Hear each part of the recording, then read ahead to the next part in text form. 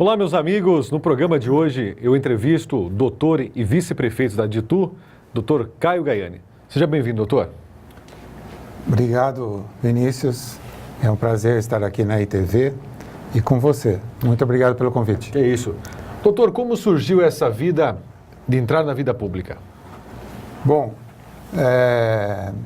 em 2014, eu fui, através de um amigo em comum, fui convidado para participar de algumas reuniões em São Paulo e pertencia à Rede Sustentabilidade, que no momento era um partido novo, e começou reuniões em São Paulo, as reuniões em São Paulo e aqui em Itu, e a gente foi indo até que houve uma tentativa de sair candidato a estadual em 2014, não deu certo, daí eu recuei, e em 2016, na campanha, então, o candidato, então na época, Guilherme Gazola, me convidou para ser o vice dele. E eu aceitei e a gente acabou ganhando as eleições. Doutor, como que o senhor consegue vincular a profissão de médico com a profissão de vice-prefeito? Bom, é meio corrido, né? Nós temos uma agenda, eu tenho minha agenda, tenho alguns pacientes de consultório, que eu vou lá na primeira hora da manhã, depois do almoço, na hora do almoço, e atendo meus pacientes. Mas a agenda de vice, quando o vice é ligado ao prefeito, né, a gente acaba criando uma agenda bem apertada. E o senhor é médico cardiologista? Eu sou cardiologista, formado pela medicina de Marília e tive algum tempo na Beneficência Portuguesa em São Paulo e 2 anos também num período lá numa universidade americana. Doutor, qual a importância das pessoas procurarem um cardiologista? Bom, todo mundo deveria procurar um cardiologista para fazer um check-up anual, né? A gente, mesmo que o paciente não tenha nada, hoje a gente sabe que cada vez mais se uma pessoa vai começar a fazer uma atividade física, precisa de uma avaliação cardiológica, até uma criança que vai praticar um esporte, a gente faz muito check-up, essa avaliação para esforço de meninos que querem jogar futebol, basquete, etc. Então é muito importante porque aí você consegue prevenir certas doenças. Como a gente tem um histórico familiar, a gente herda a tendência de ter algumas doenças, nós precisamos ver se essa doença pode ser evitada ou não e principalmente no esforço, a gente precisa dessa avaliação. Doutor, e quais são os desafios de ser médico e de ser um político? O desafio grande é ajudar as pessoas, o maior número de pessoas possível, né? No consultório, antigamente, como médico só, a gente pode ajudar e podia fazer esse papel aí de atender o doente, melhorar, né? Tratar o doente e muitas vezes a cardiologia não propicia a cura, mas sim o tratamento. E você tem essa ajuda que você pode dar para o paciente e ajudando também a família. No aspecto político, né, foi um dos motivos que eu entrei para a política, foi numa tentativa de ajudar em larga escala. Você tendo uma ação política, você consegue ajudar muita gente, não só a pessoa e da família. Hoje nós estamos passando por um momento onde que as pessoas estão desacreditando dos políticos. Como que o senhor avalia isso? Eu acho que é um processo que o Brasil tinha que passar devido ao ocorrido no passado, né? Confesso a você que você deve sentir a mesma coisa, né? Você que é um político renomado em Salto, que não é fácil ser político hoje. As pessoas realmente estão desacreditadas, a gente tem que saber relevar essas críticas, né? Até ofensas que chegam até nós, mas a gente está consciente de que precisa essa fase de transição no Brasil e nós temos que encarar isso, alguém tinha que encarar isso, né? Eu acho que o Brasil está mudando, o perfil do político está mudando e nós temos que colocar gente boa lá na cadeira. Doutor, o que a saúde de Itu pode melhorar? Bom, quando nós chegamos, eu tinha me proposto, eu tinha colocado para o Guilherme que eu queria secretário de saúde e fui por 3 meses, né? Então a gente já tinha essa combinação lá atrás. Eu precisava ter passado por isso, né? Que era um sonho e muita coisa precisava ser feita, muita coisa foi feita, mas também muita coisa precisa ser feita. A saúde é um desafio enorme, não só para Itu, para a região e para o Brasil, né? Muita coisa tem que ser feita a nível federal para que os pacientes se beneficiem aqui na cidade, né? Então, é uma situação, é um tópico complexo que precisa muito estudo, diálogo e uma sintonia entre o Estado e o governo. Hoje as pessoas não entendem, doutor, muito, que não é muito explicado, a diferença entre a saúde pública municipal e a saúde estadual. O senhor consegue explicar para nós, para o telespectador, a diferença entre o atendimento básico de saúde e as especialidades? Bom, basicamente na cidade, o que é de responsabilidade da prefeitura são as UBSs, né, que no meu entendimento é a principal forma de tratamento, de acolhimento do paciente. E é aí que nós temos que investir cada vez mais, porque 80% dos casos de saúde a gente consegue resolver se é feita uma boa saúde básica. E a urgência e emergência, que o município é responsável, né? E só que a partir daí, quando, por exemplo, um médico indica uma cirurgia de média ou alta complexidade, passa a ser uma responsabilidade do Estado. Aí vem aquela situação do hospital ser regional ou não atender vários municípios, aquela situação nova, relativamente nova, que é a central de vagas cross, que todo mundo fica, o que é isso? Onde que fica isso, né? Por que funciona assim? Então, algumas regiões no estado de São Paulo, para você ter uma ideia, eu sou da Faculdade de Medicina de Marília, lá funciona redondinha a questão da vaga cross, que fica situada em São Paulo, né, essa central de vagas. E o que tem lá? Um hospital regional, que é o hospital da FAMEMA, né, da Faculdade de Medicina, que atende 62 municípios da região. E lá funciona melhor do que a nossa região aqui. Então, nós precisamos crescer nesse sentido desse vínculo com o Estado. O governador, o secretário de Estado da Saúde, de Saúde do Estado, precisa estar em sintonia com o município, para que a gente possa caminhar bem na saúde. Doutora, muitas pessoas reclamam de uma demora, às vezes, no atendimento nos postos de saúde para passar com o clínico. Qual seria uma das soluções para diminuir esse tempo de espera? Nós chegamos aqui, a agenda, né, para marcação de consulta era feita no papel, como aquele esquema antigo de marcação, né? Agora, os postos de saúde das UBS estão informatizadas, isso melhorou muito, agilizou muito o processo de marcação de consulta. Hoje o médico, antigamente a gente sempre escutava essa história, né? Médico tem que ficar 4 horas, mas ficava meia hora, ia embora, não atendia as pessoas. Não, hoje tem o ponto eletrônico, né, que o médico tem que cumprir horário. Isso está acontecendo graças ao Ministério da Saúde em todo o Brasil. Precisa melhorar muito, até uma situação nova do Bolsonaro, né, investir para que os postos de saúde fiquem abertos até 22 horas.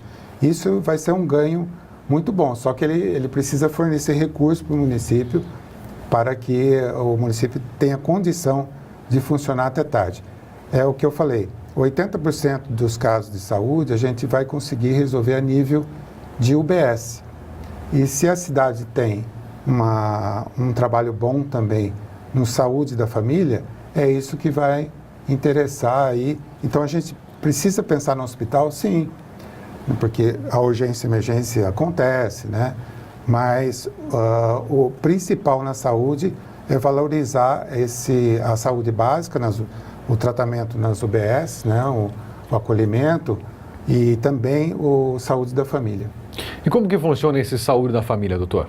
São equipes multidisciplinares, tem médico, tem enfermeira, tem o agente de saúde que é treinado para ir até a casa do paciente, do indivíduo. E isso em todos os postos de saúde UBS de Itu tem o tratamento de família, é isso? Não, nós estamos caminhando nesse sentido, né? Algumas cidades são exemplos, né? Por exemplo, Florianópolis tem 100% de cobertura do território saúde da família. Certo. E isso eles conseguem, então, essa estatística próxima dos 80% dos problemas de saúde serem resolvidos na questão da UBS. Então, Florianópolis é um exemplo que a gente tem que seguir, a gente tem que sempre se espelhar no que é bom, né? Então, aqui em Itu nós estamos caminhando. Não tinha nada, tinha zero saúde da família aqui em Itu e nós estamos caminhando nesse sentido. E o senhor acredita que vai demorar quanto tempo para alcançar toda a cidade esse projeto, doutor? É um projeto de médio e longo prazo, não é a curto prazo. O importante é que a Secretaria de Saúde está empenhada nesse aspecto. E essa é a solução para a saúde pública, né? Não existe outra solução. Eu posso ter o melhor hospital mais equipado do Estado de São Paulo, do Brasil aqui, se eu não tiver uma boa saúde básica, eu não vou ter saúde para a população. Nós vamos para um breve intervalo. Fique ligado conosco. O entrevistado de hoje é o Dr. Caio Gaiani.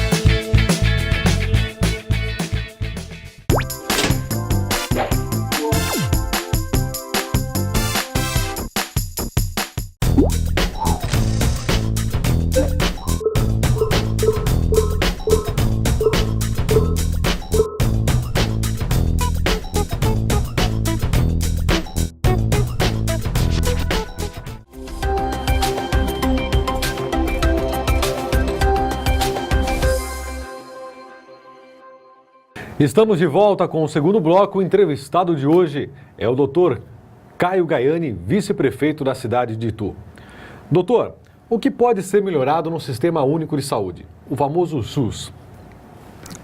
É uma pergunta muito difícil, né, de ser respondida. O SUS, na década de 80, surgiu o SUS como se fosse alguma coisa que ia salvar a pátria, porque até então, não sei se você é novo ainda, mas quem da minha idade lembra que os médicos antes, na década de 70, 80, começo dos anos 80, ele tinha o INAMPS, né, que era o benefício como se fosse do SUS, tinha o particular e tinha o indigente, que no fim as entidades aí que prestavam uma assistência social cuidavam. Tipo Rotary, Lions, desses indigentes, que era mais ou menos 20%. A questão era bem triste na questão da saúde, e o SUS veio para aliviar esse processo aí. Tinha também muitos particulares que acabaram indo para o SUS, e nesse meio período aí também começou com os planos de saúde particulares, né? Hoje, pelo que eu li, 40% das pessoas no estado de São Paulo têm plano de saúde, ou porque trabalha numa empresa, ou porque paga um plano particular. Mas, e naquela época também, chegou a ter 2.000 planos de saúde. Hoje tem apenas 900. O que está acontecendo? Um plano de saúde internacional vem para o Brasil e compra vários planos e acaba agregando, por isso que está diminuindo esse número aí grande que foi naquela época.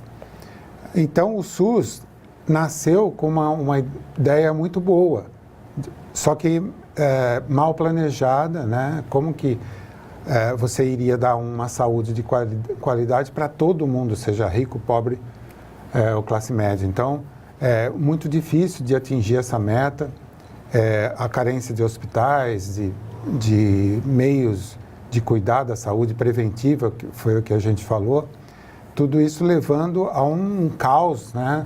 na saúde ao longo desse tempo aí no Brasil e gerando essa problemática que é o SUS. Para você ter uma ideia, o custo hoje de um paciente em UTI, a diária é mais ou menos mais que R$2.000, entre R$2.000 e R$2.500. Isso é um custo de um paciente. O SUS paga apenas em torno de R$400. Então, veja bem, se você... O resto quem paga é o município. Aí depende. Como que o administrador hospitalar, né, vai administrar isso? Se o paciente custa mais que R$2.000 e eu estou recebendo apenas R$400. Então, cria-se aí uma problemática enorme. Eu acho que a solução para o Sistema Único de Saúde é a prevenção, né? A gente tem que caminhar mais nesse sentido. Não existe uma política no governo federal bem intensa nesse sentido. Precisa caminhar. Eu estou vendo agora com esse novo governo Bolsonaro que eles estão preocupados com isso. Como a gente citou no primeiro bloco, tem aí algumas ideias muito boas e que a gente precisa caminhar nesse sentido para prevenir. Porque a saúde, a resolução dos problemas da saúde é na prevenção, né? Se o paciente deixa acontecer a doença, aí fica mais complicado, fica caro para ele e para o Estado. Doutor, uma das bandeiras que as pessoas mais falam é sobre a saúde e a educação. Como que está a educação de Itu? Bom, um elogio ao secretário Valmir, né, ao prefeito Guilherme Gazola, porque eles têm feito um excelente trabalho na educação. Recentemente, Itu ganhou nota do IDEB, ganhou uma nota acima do esperado, acima da média. Então, é lógico que tem muito a ser feito, como na saúde. Eu acho que cada vez mais os professores têm que ser valorizados, né? E precisa um estudo em relação a isso, mas eu acredito que a saída, né, não só de Itu, do Estado de São Paulo, e principalmente do Brasil, é a educação. Nós estamos falando muito da saúde aqui, mas o governo tem que investir em educação, porque também faz parte lá na frente de uma prevenção. Quem é educado, quem tem uma educação boa, vai poder fazer uma prevenção, mesmo que seja em relação à saúde. Doutor, como que está as creches de Itu? Tenho acompanhado e foi inaugurado várias creches, né? Se eu não me engano, são 31 ou 32 creches e são 21 escolas públicas, 19 mil alunos que Itu tem, não é pouco, né, por uma cidade do tamanho de Itu. E a educação está em excelentes mãos, tanto dos professores como da direção, do secretário. Eu acredito que tem se feito um bom trabalho. Muitas das escolas que a gente acompanha nos municípios vizinhos, que tem o período integral, onde a criança fica no período da manhã, ela estuda, parte da tarde, ela faz uns cursos, como o exemplo do SESI e do Senai. Isso. E tu tem alguma escola municipal que trabalha nesse sentido, doutor? Tem, não tinha, né? Começou... Não tinha antigamente? Não tinha. Iniciou com a Rede do Saber, né? Com a inauguração de uma escola integral, que é aqui próximo, me fugiu o nome da escola agora, mas tem, e o objetivo é caminhar nesse sentido aí, de criar mais escolas. Doutor, e a segurança? Porque quando as pessoas falam em educação, mas o pai que deixa a criança na creche, ele quer ter segurança. Como que está a segurança nas escolas e nas creches? Você sabe que até essa semana nós tivemos uma reunião, cada vez mais existe essa preocupação da segurança, pelos ocorridos, né? Suzano e outras cidades. Campinas, parece que teve uma ameaça de qualquer coisa. Isso é uma coisa que a gente importa lá dos Estados Unidos, de países desenvolvidos, né? Então, há uma preocupação nesse sentido. E você perguntou da segurança, né? Itu hoje é classificada como a 9ª cidade mais segura do país, entre as 10. Principalmente porque hoje a gente tem aquele sistema Detecta. Que seria isso? Você, quando veio de Salto para cá, você passou por parece um radar, uma coisa branca assim que capta ali a placa do carro e isso vai para uma central e eles pesquisam se esse carro foi roubado, se tem algum problema Na justiça e tal. Isso a polícia já é acionada. Então já tivemos alguns bons resultados em relação a isso. E hoje a cidade é bem atrativa para turista e para quem quer montar uma empresa aqui em Itu em relação principalmente a segurança, que é uma cidade segura. Doutor, mas aí no caso, as creches hoje têm câmeras de segurança ou ainda não? Algumas têm, e até eu estava dizendo que essa semana foi uma proposta lá uma ideia, né, de colocar o botão do pânico numa escola. Parece que Indaiatuba está implantando isso. Daí Capivari, com certeza. E até eu levei essa ideia para o secretário de Educação e deixei lá para ele resolver se ele quer implantar ou não, e ele irá falar para o prefeito. Mas é uma ideia também de segurança. E a ronda escolar... Doutor, aqui em Itu, a Praça da Matriz está passando por reformas. O senhor pode comentar sobre isso? Até onde eu sei, são verbas destinadas a certas situações. Por exemplo, tem a verba lá. Eu entendo a dúvida sua e eu acredito que você está perguntando porque muita gente liga para cá. Questiona e pergunta por que está fazendo, por que está investindo dinheiro lá, se lá é o melhor local para investir o dinheiro. Então explique isso aí, doutor. Como que o senhor falou agora sobre emendas carimbadas, é isso? Isso. E também quero relatar que eu, como médico, o pessoal questiona muito, né? Mas por que não aplicou na saúde? Na saúde está sendo aplicada, né? Bastante recurso. Só que essa verba é destinada à reforma da praça. Então, se a verba está lá e não pode ser usada para outra coisa, é logicamente que o prefeito quer fazer a reforma da praça, que vai atrair mais turistas e etc. Então, é como se você tivesse um dinheiro que fala assim, e alguém falasse assim, você pode usar só para isso. Você quer ou não? É lógico que eu quero. Então, eu vou usar para a reforma da praça. Não pode usar esse dinheiro para outros fins, como na saúde. Mas a saúde está sendo, haja visto a inauguração do hospital, há algum tempo atrás a inauguração da UPA, que era só um prédio, né? E naquela época tinha mais de 1000 UPAs sem inaugurar no Brasil, e Itu logo inaugurou. Então, os investimentos da saúde estão acontecendo. Doutor, o senhor é o vice-prefeito, assumiu por um período a Secretaria da Saúde e depois saiu. Por que o senhor saiu da Secretaria da Saúde? Eu fiquei 3 meses, foi uma experiência boa. A agenda do vice, no meu entendimento, a agenda do vice, quando o vice é parceiro, quando o vice quer que as coisas aconteçam e auxilia o prefeito, ele acaba criando uma agenda até que puxada.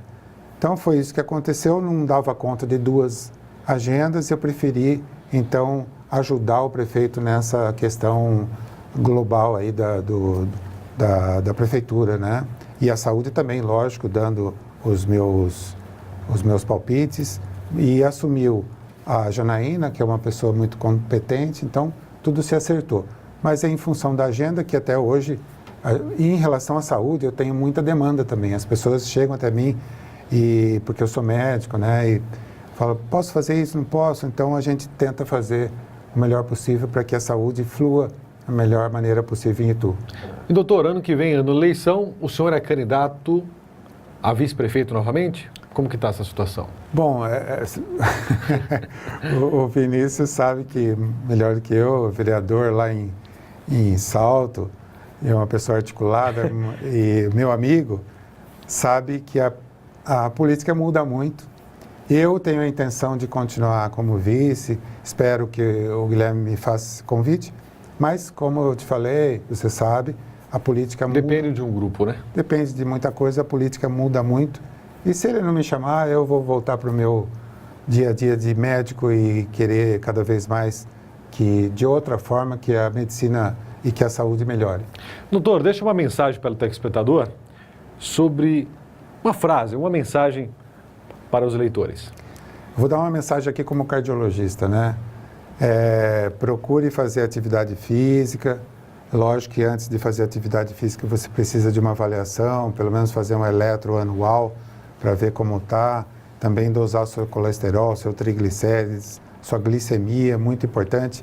É através dessa prevenção, a gente sabe que 30% da população tem pressão alta, então, mas que pode ser tratada, e a gente quer que você se cuide bem e nos procure quando precisar. Lógico, o gabinete do 3º andar da prefeitura, o meu gabinete, está de portas abertas para você e no que precisar. Então, o que eu puder fazer, estou disposto a fazer. Muito obrigado, doutor. Muito obrigado a você que nos acompanha pela ITV. Não perca a programação. Deus abençoe.